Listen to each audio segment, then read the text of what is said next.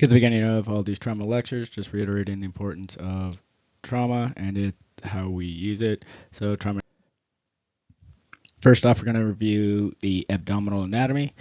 Um, Big thing with trauma in general, but particularly with the abdominal chapter, and both for our high stakes and then what National Register asks, knowing the anatomy, the anatomical locations of a bunch of the organs and the mechanisms that can cause those. Big thing with a lot of trauma, but in particular here, there's a lot of difference in the damage to the specific organs depending on whether it's penetrating and blunt, and also the location and the co-location of organs right around it. So, and the last part of it would be kind of the physiological part, but still kind of anatomical. Whether they be hollow or solid organs, they tend to react to trauma, particularly blunt trauma, a bit differently. You can see here, the majority of the time it's broken into 4 different quadrants: a right upper, right lower, left upper, and left lower. Sometimes you'll see it broken up into 9 separate ones: epigastric, umbilical, suprapubic, and then there's suprapubic medials and laterals, as well as the epigastric and umbilical. The important things to look at through the main here, we can see that there's a lot of separate organs all the way through here. Um, the there's a ton of there's a lot of organ mass. Some of it is small intestines. That's a decently sized portion of it. Large intestines always takes up the outer area of our kind of mid to lower. The solid organs tend to be mostly tucked up underneath the rib cage because they tend to bleed quite a lot more, need a little bit more protection, and they are very important. We have a few other ones like this: stomach, duodenum. Some of the other ones are kind of tucked away, and also know that the pubic area is usually considered part of the abdomen as well, even though we kind of forget about that. So we also have to think about sexual organ, particularly the uterus, and as well as the ovaries and fallopian tubes, and how important that can be. Then we have the very large vessels that go through, to include our abdominal aorta, inferior vena cava, and then the arteries as well as the veins, but the splenic, renal, hepatic, and iliacs, and then the hepatic portal system, which is a very unique system. Portal systems in general are pretty unique. We don't have very many of them. It's basically connecting 2 separate organs or blood area without going through the full circulatory system, and the hepatic is the largest of those. We have another portal system in our brain, and it has to do with transmitting between the hippocampus and the hypothalamus and the pituitary. So it's kind of interesting that we have it in the portal, and it has to do with digestive stuff. For mechanism of abdominal injury, it can be by blunt or penetrating, as I was kind of stating earlier. Penetrating typically has a higher mortality rate. Blunt trauma is usually harder to diagnose and involves usually multiple organ systems. When we look at it, we've got to be aware of the kinematics. I would also remember that word for your high stakes. It asks, one of the questions asks about kinematics, and it has to do with the mechanism of injury, speed of travel of things, such as and similar. Blunt trauma can be caused by compression or shearing forces. Shearing forces can cause a rupture or tear of solid organs or blood vessels when they are stretched at their points of attachment. We see this a ton in the thoracic cavity, particularly when we're talking about the aorta as it attaches to the heart. Anytime you hear that shearing type injury on a question, you have to start thinking, I'm first looking for any type of aortic injury. It just has to do with the tendons kind of holding on to the organs and the vessels a little bit differently, and so when there's that shearing force, it just causes that disruption and transection of the organ from the large vessel. And if you transect your aorta, you have seconds to live, closer to 20, 30 maybe. You're going to bleed out and die very quickly. The The severity depends on the degree and duration of force applied in the structure and injured, as one would imagine. Much like most of trauma, the more force that's involved, higher chance for injury, uh, as well as which organ it is. So hollow organs, because of their hollow nature, kind of like a balloon that's kind of partially filled. You can punch a balloon that's partially filled and it just doesn't do much. Now, if it's completely filled to the max, you'll see it burst rather easily, and we can talk about that with certain ones, such as our bladder, when we have a bladder rupture. Uh, for the rest, let's see. Most of our blunt trauma comes from car crashes, come uh, from falls, not calls, and or blows to the abdomen, whether it be punches and or from a something like a bat or something like that could happen. Could also cause that. Penetrating, we know we're pretty familiar with what penetrating is, but a couple of the big three: stabbing, gunshots, or impalement of some type of object, piece of rebar or something like that. Major complications: hemorrhage from a major vessel or solid organ.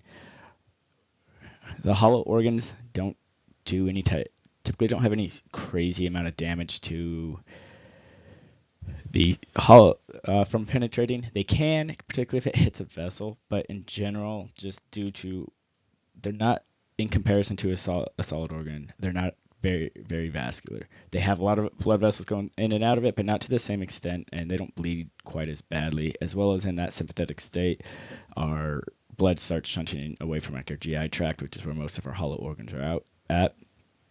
Um, so it'll cause a perforation of the bowel, which can cause a lot of the bacteria that's in there to get out, which is not a great thing, but it's not going to kill you this minute, this hour, maybe this day. It can, but it's going to be more like days to weeks versus minutes to hours.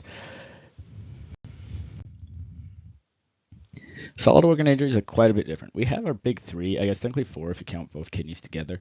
But our spleen, it's not huge as far as organ size, and we'll go over some of the specifics in a bit, but it's still relatively large, and it has a ton of blood. And not only does it have a ton of blood and circulatory blood vessels going through it, it stores up to 40% of our extra red blood cells, and it's a huge importance to our immunity and our ability to fight, because it also stores a ton with it of white blood cells.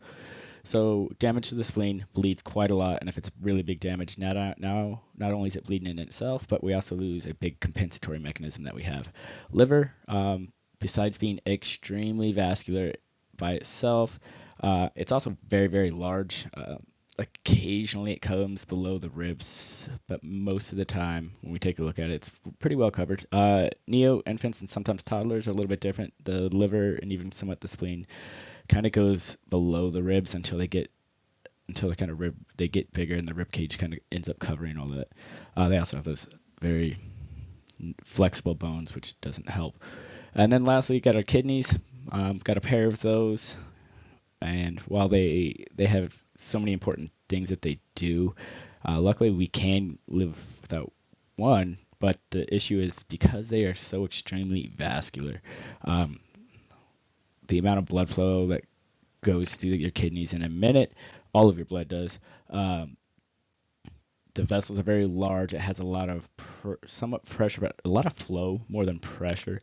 And they still, though, if there's damage to the vessels that lead to the kidneys or the kidneys themselves, you have a high chance, like you have some really high risks of hemorrhage. Luckily, they're pretty well protected back in the retroperitoneal area. That's the other two areas that I'll talk about here coming up. We have the peritoneal and the retroperitoneal areas. Peritoneal tends to be where the majority of our organs are, and then we have some that are kind of sit on both. And the peritoneum is basically this fibrous, it's not really a sac, but kind of holds all the organs together. It's somewhat of a sac. It's where the majority of our GI tract is, and the majority of our abdominal organs. And then, but we do have a few important ones, which we talk about in the retroperitoneal a little bit, but they have a little bit more protection back there. on this little infographic to the right, go ahead and look at them. You should not have to memorize as far as paramedic stuff goes on the actual different specifics of the grade. I did want to put this up there to kind of show the if they're talking about a grade 3 splenic laceration, you have a rough idea on kind of the amount of damage that is done to it. And not all injuries need surgical intervention. The smaller ones, sometimes they'll kind of see if it'll heal on its own. They did. My dad fell and lacerated his spleen. I believe he had a grade 1 or grade 2, and they just kind of let it heal and observed him, and he did pretty fine after that one. So decent little bit of look at that for a solid organ overview. Now we're going to go over the individual organs themselves. The liver is the largest organ in the abdominal cavity by itself. Obviously, the small intestine is a lot longer, but liver's the largest, and it has a ton of really important, cool things that the liver does. Super, super vascular. It's the only organ that can really grow back if part of it gets damaged or removed. But because of how vascular how vascular it is, and the entire part or purpose of the liver, more or less, is to help not necessarily filter, which is more what the kidneys do, but it does kind of do that in a sense. But it helps detox the body, or in the blood, and it helps with the digestive process. And it has all the way through, and part of the structure of the liver is how it has three basically small vessels in every little group of vessels within there, like the hepatic triad, and it has a venous, arterial, and it has a hepatic for portal vein area. And what it does is the whole thing is much like the kidney. It's flowing blood through the liver and then back out to try and detox it as much as it can. And so this is where, whether it's alcohol, medications, otherwise, all of our blood ends up getting filtered through there. And because it's so vascular, like the entire structure of the liver is so very vascular, major damage to it can cause huge amounts of hemorrhage. As well as how it works with bile. It in the gallbladder produce and store bladder, and then it goes into the common bile duct, goes down into the stomach, and helps with digestion. So if there is damage to the bile duct, or the liver itself, the bile will then go into the body, into the peritoneal cavity, as well as the blood. Blood in the peritoneal cavity, as well as outside of a vessel, as well as the bile, can cause severe irritation, and it just causes another complicating factor for these abdominal traumas.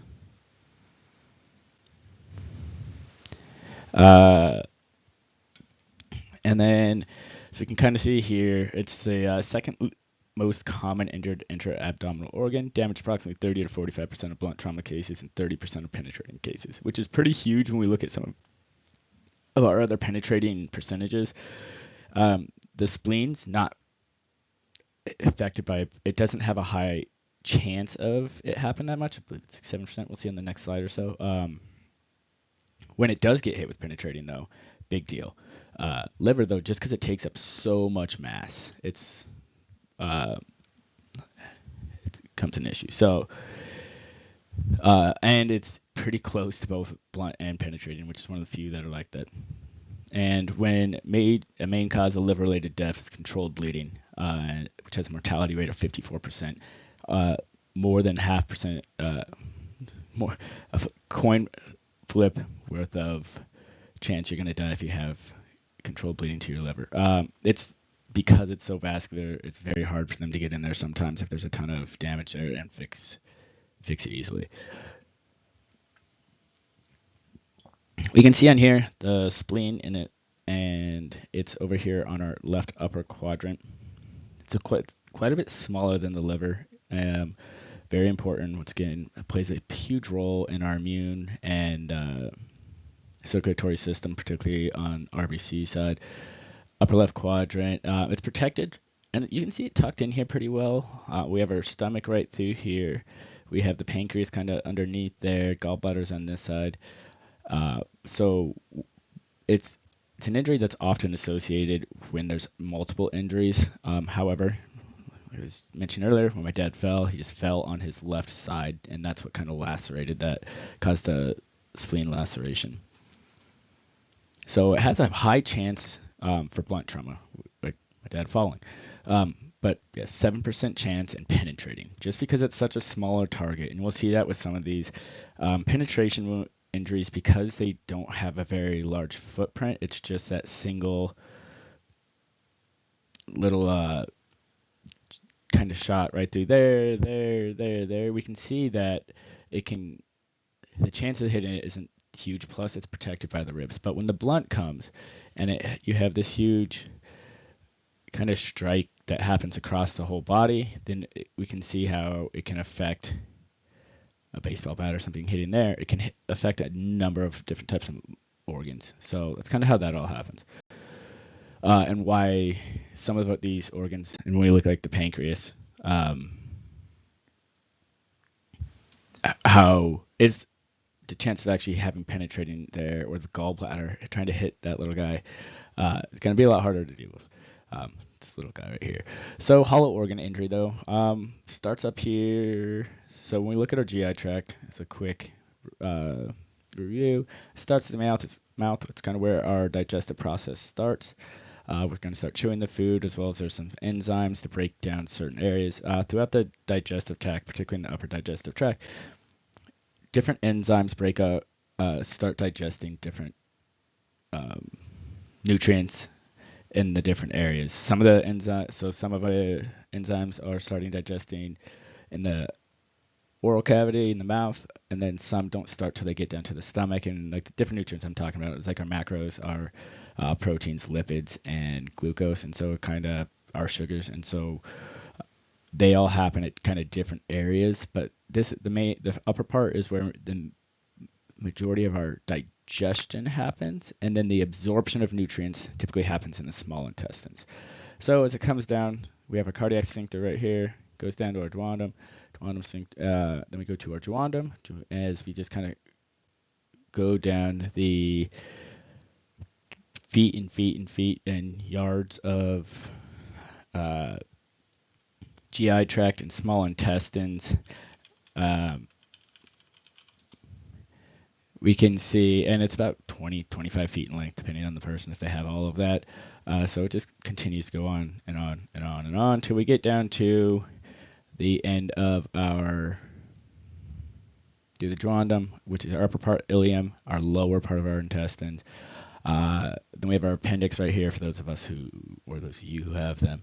And then we start our colon. Our colon starts right here. We have our ascending colon, comes up, curves, turns to our transverse colon, down to our descending colon, to then our rectum, where and in the large intestines, where most of the fluid is reabsorbed. And then fecal matter starts to store up into the rectum, and then with a bowel movement out the anus. So as we go through all of this, we can see, one, hollow organs are huge. It takes up a huge portion of our abdominal cavity. As far as pure mass and the concentration of cells and blood vessels, the solid organs, very important. But the hollow organs, they take up a big part, and so they have a pretty decent chance to get injured by a penetrating wound, but it tends not to be very damaging as far as like lethality. However, once again, the results of the spillage of the contents, all that has a ton of bacteria.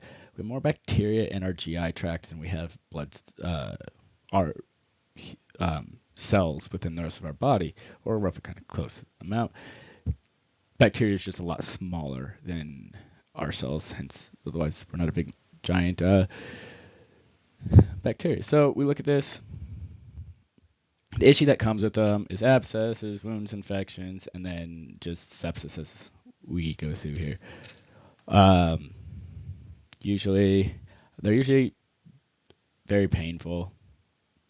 when we talk about some of these, but it's not individually that lethal in the time frame that we have them. So we'll start at the stomach. Not often injured by blunt trauma because it's a protected location. We can see right here, it's protected pretty well by the ribs. It comes below the rib cage a bit. Our ribs kind of come up here and then back down. And so the liver tries to stay as protected as it can through here. Stomach, not as much, but it's still a little bit back and pretty well protected. Penetrating trauma can cause gastric transection or laceration. Penetrating trauma can mess up the stomach pretty decently. It's relatively large size and pretty center mass. So if someone's shooting at someone or stabbing, or they fall on something, there's a decent chance it can hit it. That being said, the stomach is a little bit worse than some of the our small intestine or large intestine, mainly because of the gastric contents in there, which is hydrochloric acid as well as bile and some other things. And not wanting to get that outside of it, but it's many times they have to find it via exploratory surgery because it doesn't show up on imaging very much because it doesn't bleed nearly as much. In fact, like the small intestines bleed a little bit more because they're absorbing nutrients versus the stomach, which just kind of produces and it digests. It doesn't really absorb. Doesn't absorb much.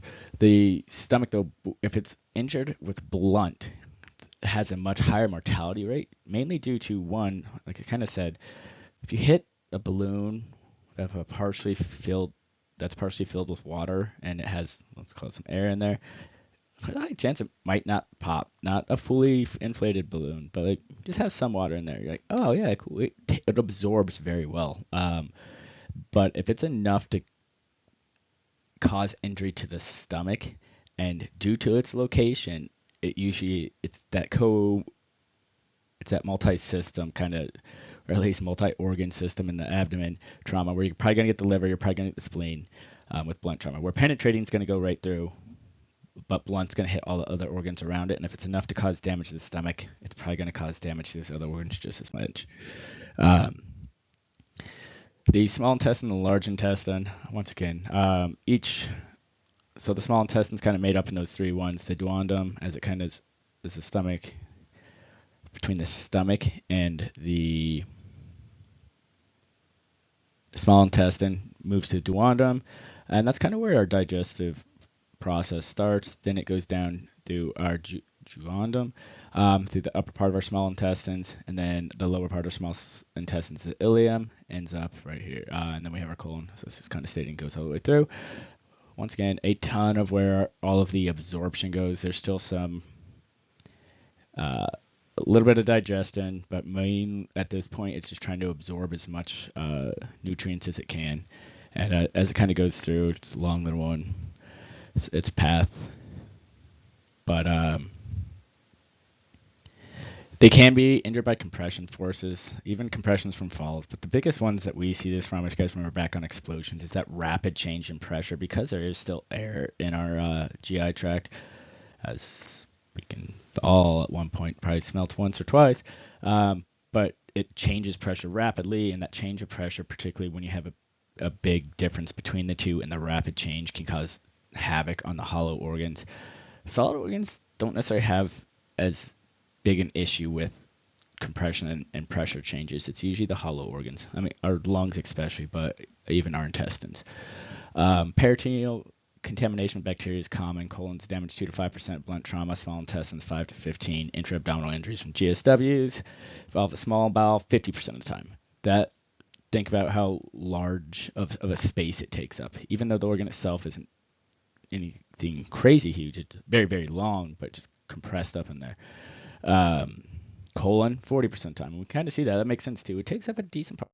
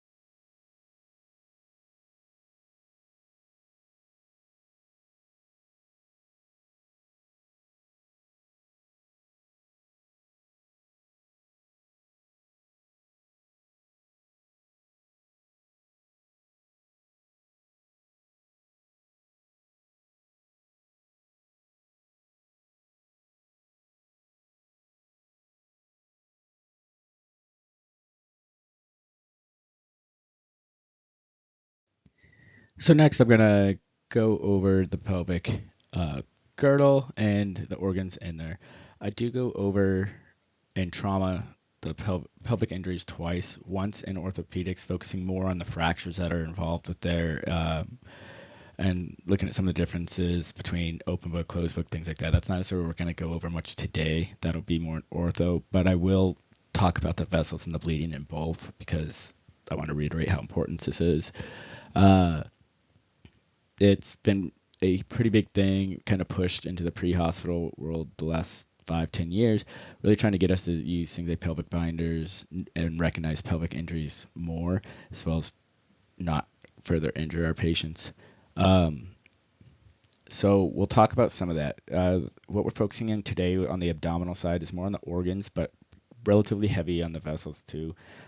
Uh, so we'll kind of start up on the looking at the kind of the top pictures. We have the spine. We can correlate that down to here. This upper part of the spine is going to be our sacrum, where it's fused into the rest of the pelvic girdle, and then the bottom part over there at the end is going to be our coccyx, which is also a fused spinal part of our spinal column. Um, Not necessarily, it's part of the pelvic girdle, not as important as the overall structure. We also have our bowels coming through there, coming through here. If you guys remember, this should be our colon and from our large intestine going down, and it's moving from the descending colon down into the rectum, where the fecal matter is stored, down to the anus, where it's excreted. Next, we have our bladder, and males and females, relatively similar.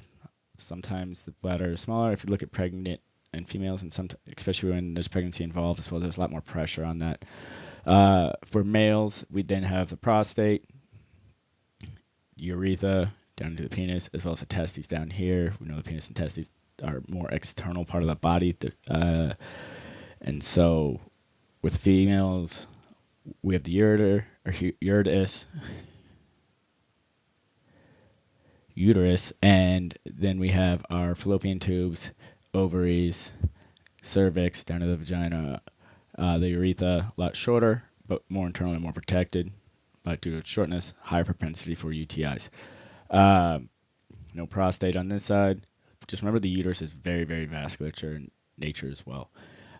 Now when we look at some of these blood vessels, we can see the huge amount of blood vessels that are involved. This picture is very cool. It's based off of a real body. Basically, what they do is they fill the blood vessels with basically colored silicone, and then as the body, they got the body to kind of disintegrate. It's not the greatest word. Can't come up with a better one for right now. But the rest of the tissues went away, and so what they have left is the actual circulatory system that is purely visible, whether it's blue for venous side or red for arterial side, like we're not used to seeing, but in this 3D like real environment from a real body. Fascinating to see, and when we do, we can see the huge amount of blood vessels that kind of travel through the pelvic region and why it's so important and why it's so protected. The pelvic girdle is a very stable, structurally sound part of our body. I would argue to find outside of the cranium and the skull of a more structured. That's why the joints in the pelvic girdle are fused, much like the skull, because there's so many important. It doesn't need to move necessarily. It has articulating areas on with the femurs, so it itself doesn't need to move very much. Females can have some issues after birth and some other issues that we'll talk about in ortho more. Not as much here, but with all these organs going through, so we have our aorta, we have all these other blood vessels. Even in A and P, you're not going to have to remember every single one. You just have to know the big ones, but you guys shouldn't have to. Just know we have our aorta, and you do have to know these ones: aorta, iliacs. Then as they transition down into the femorals, they are huge blood vessels, and then the venous side, femorals to iliacs on up. You can see all the blood that is supplying different sexual organs as well as different area, bowel area, and the musculature all around here. It is a ton of there, and if we have enough, and because it's so stable, if we have enough force to cause injury, whether it are basically an unstable pelvis, we have a high propensity for damage to the organs, as well as the blood vessels. And if it isn't yet, but it's particularly like an open book or something else, we got to be very careful because we don't want to cause any damage to the blood vessels if it hasn't been done yet. Pelvic fractures are associated with severe retroperitoneal hemorrhage. It's kind of a thing that I've said like 4 times now. Retroperitoneal into the pelvis, they bleed a ton.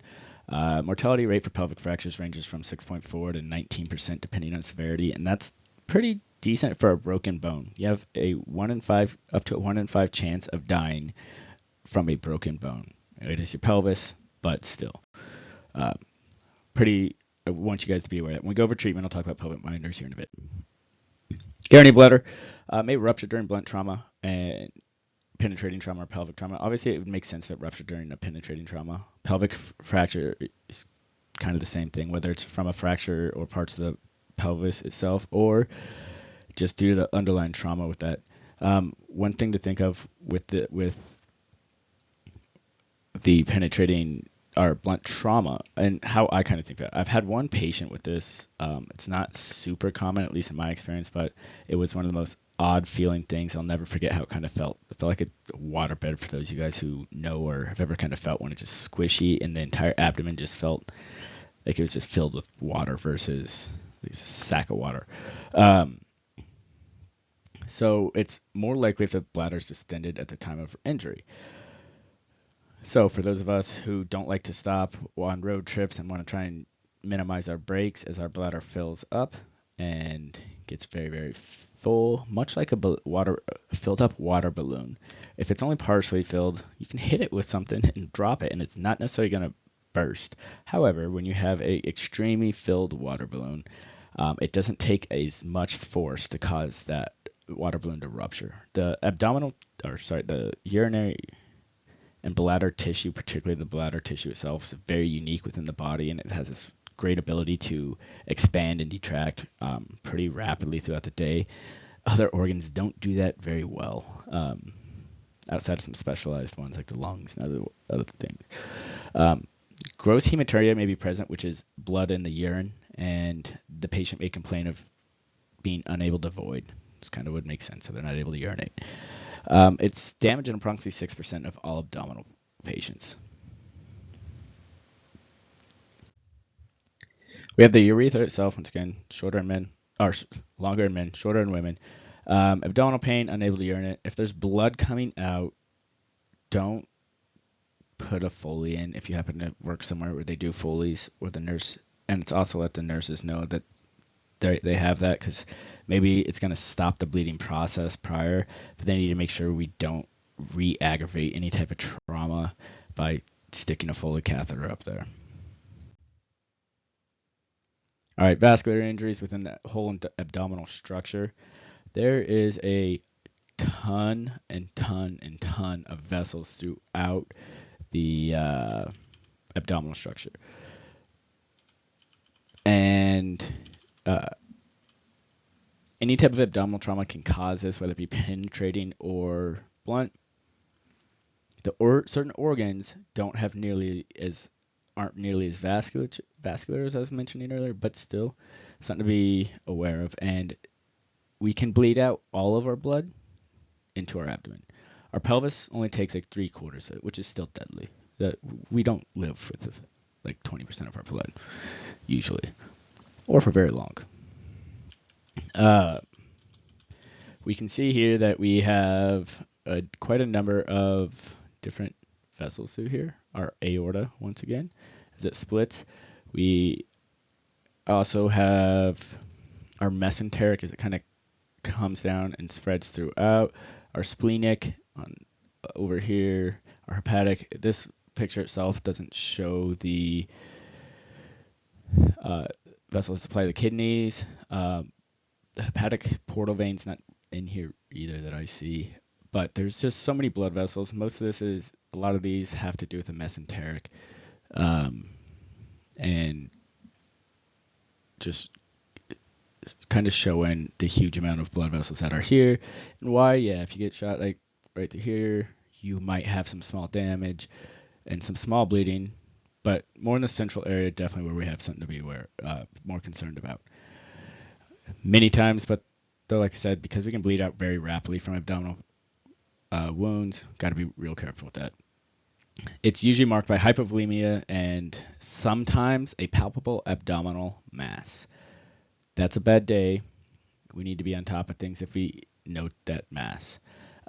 Major blood vessels often most are that are most associated with high injuries and high mortality rates are the starting with the aorta, then the inferior vena cava, the renal, the mesenteric, the iliac, and the iliac veins and arteries. So we can see all those areas, things I've been mentioning throughout this entire PowerPoint. They need immediate surgery as soon as we can get them. There's nothing we can do much about them in the field, at least in the U.S. And France and Germany, who use doctors on their ambulances, where like the American, Britain, and like Australian based type EMS system where it's paramedics and EMTs or two paramedics. The German and France model is based off of having a doctor and then either a medic or sometimes a nurse on the ambulance. They do this really cool thing called a REBOA. What it does is they send up this tiny little balloon up from a femoral artery, and then the balloon inflates in here. And what it basically does is provide an internal tourniquet, which allows blood not to bleed out of all over. And so they'll do it for crazy like pelvic injuries and or other similar things. And so they'll just do it so long enough so they can get some repairs in here. They have a couple hours till they start having tissue death. Obviously, some of the muscles do okay a little for a while without blood, but when we start talking about our organs, they don't do nearly as well. But that's a cool thing. We probably won't see that in the U.S. outside of maybe some type of flight agency that has physicians on board. That's what they've talked about. One of the agencies I trained with, the medical director would go on flights, and she wanted to be the first person in the United States to do a REBOA, so she had a REBOA kit on there. I still hadn't heard anything. I think she's out in Kansas somewhere. So if you hear that, it'd be really cool. When we talk about abdominal trauma and especially internal bleeding, the most significant sign is unexplained shock. In trauma, it's if you have a traumatic patient, we're not sure what's going on, and we have unexplained shock, it's most likely some type of abdominal internal bleeding. Different than in medical, where it's most likely going to be a septic shock if we have an unexplained shock. So in trauma, they had a traumatic event, but you're not sure what is injured and you can't find it. It's most likely internal bleeding in the abdomen. Signs and symptoms, obvious bleeding. Cool, that makes sense. Pain and tenderness or guarding. Guarding is them trying to protect it, particularly once you touch it. Tenderness is tenderness, so you gotta feel it and they, ouch. Abdominal rigidity, it's not guarding. They might tense up their muscles when you touch it, but then they'll try and relax a bit more. Abdominal rigidity, you go to touch it and it's just rock hard and it stays that way. Distension, it's being distended kind of throughout there. These are a little bit more obvious traumas. And then the most obvious is evisceration, where the organs, and in particular, it's usually the intestines, are coming out of the abdominal wall and they're now external. We don't really put those back in. Just kind of leave them as they are. Don't try and mess with them too much. And then rib or pelvic injuries. Those are associated with abdominal injuries as well. We have to have a high suspicion for further and more abdominal injuries if we have either rib or pelvic fractures. Just because you don't find any of that doesn't mean there's no abdominal injuries. And if they start crashing, we're assuming they do. Try and figure out as much information as you can if we're able to from either witnesses or the patient. Our course of action, stabilizing what we can, get fluids on board. When we get into the pelvic portion of that, binding the pelvis, and then rapidly transporting. Minimize our time on scene. 10 minutes or less if we can at all help it. If there's extended extrication, try and get them going as soon as they're free and we're able to. If you need to stay on scene to get an airway for whatever reason, do that, but don't do a super thorough assessment on scene. We're doing a rapid head-to-toe transporting and doing our detailed secondary assessment as our ABCs allow during transport. Goal of fluid resuscitation is maintaining systolic blood pressures between 80 and 90. This is one of the ones where a permissive hypotension is kind of allowed. If you have a blood pressure of 85 over 50, or with a MAP like 64, 65, good with it. Now, if the MAP drops a couple, I'm okay. I'm starting to get some fluids going, but I'm not just trying to dump fluids or pressors on. pressors usually, in general, aren't indicated for trauma as a whole. Um, with some exceptions out of neuro. Sometimes you can use a little bit. And like when we're talking about airway interventions and we're doing RSI or drug assisted interventions and we want to make sure they don't code during the procedure, one thing, but we don't just do pressors to fix blood loss. It doesn't help anything really. Sometimes it helps a little bit when you do. So there's some minor pressor use that you can use, but we don't depend on it nearly like we do in some of the different medical procedures. I said minimal time on scene. That permissive hypotension is okay. Some systolics between 80 and 90, just fine. Starts dropping below that, let's get on top of it. Uh, if they have a sudden mentation drop, they're at 90, and then they have their mentation drops suddenly and they're now 84. Yeah, I'm going to go ahead and be more aggressive with my fluids. But if there's no change or we can't tell a change, that permissive hypotension is generally okay. Auscultation of the abdomen for presence of bowel sounds. Cool. If you guys can, I guess. Uh, Maybe done once.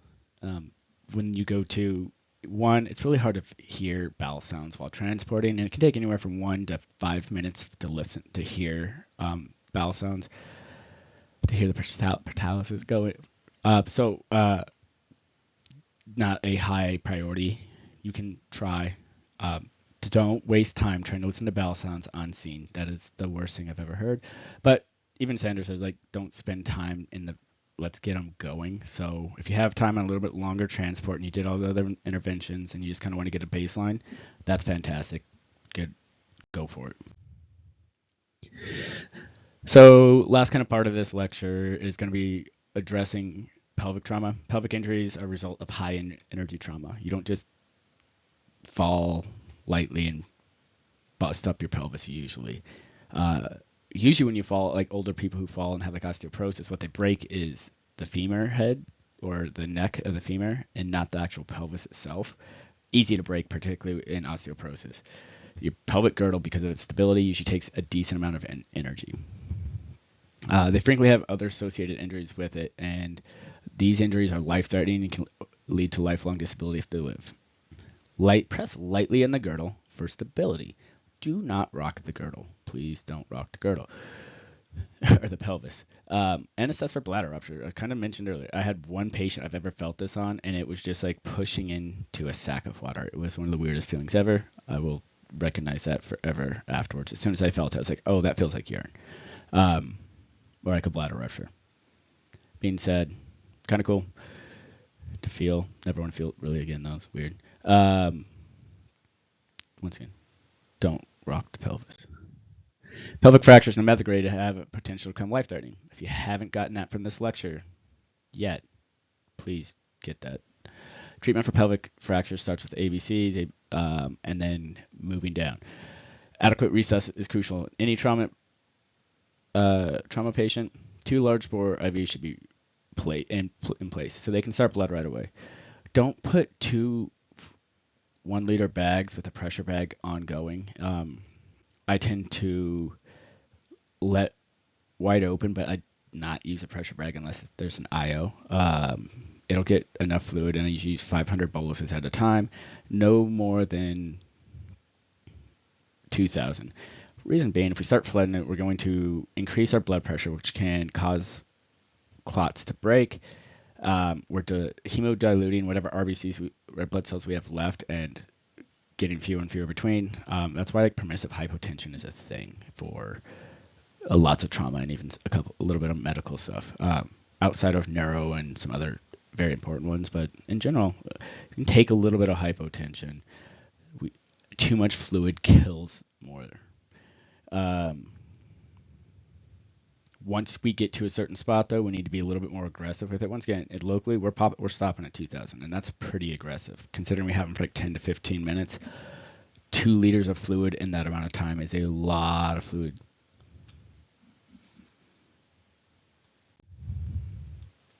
So pelvic binders. How pelvic binders work? Up top is a commercial device. There's another one that I use a bunch. It's a big little yellow one that kind of wraps around the whole thing. Works fantastic. Has little pull straps. Some agencies don't have any, but sheet works really well too if placed correctly. Commercial device also has to be placed correctly. So they should be placed in their signs of pelvic ring disruption, whether they're stable or not. There's been no studies have found any increased morbidity or mortality on with a pelvic binder placed on a patient who didn't need it. All it does is help stabilize the patients who do need it, and it can be life-saving there without causing any harm to people who don't have it. And it's not really super uncomfortable. It might be a little bit, but it's not super uncomfortable. Sometimes they will keep them on the pelvic binder until they can absolutely confirm after a good old CT that they're not on it.